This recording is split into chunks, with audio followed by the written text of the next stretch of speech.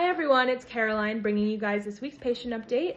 A larger update that we have for you guys is that we have changed the way that we are categorizing our patients.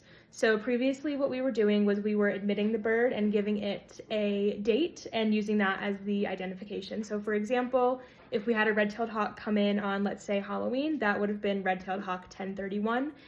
This does make sense, but based on the way that our categorizing works, we have changed that.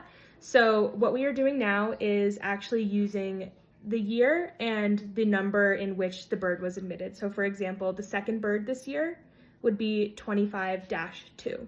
Hope that makes sense. The birds that were admitted last year are still going by the old categorization, but that's what we're moving towards. So just wanted to let you guys know.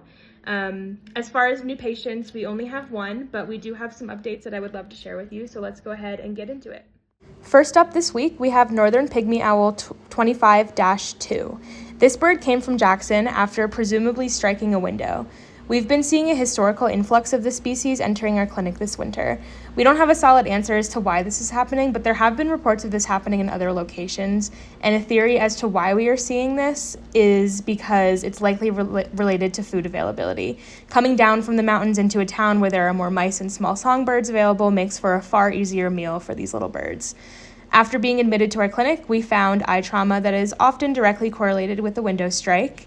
We have this bird on eye drops and some mild pain meds, and we're seeing great improvement, so hopefully this case will be a quick turnaround. Next up for this week, we have Great Horned Owl 121624 from Afton, Wyoming.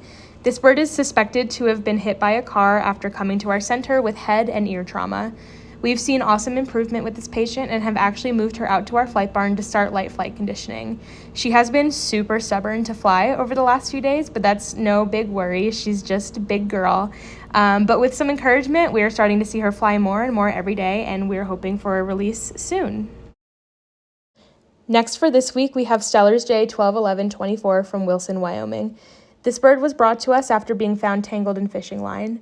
After conducting our intake exam, we found that this patient had a fractured clavicle and would require a few weeks in our clinic to heal. We are reaching the end of this bird's care and everything has gone very well.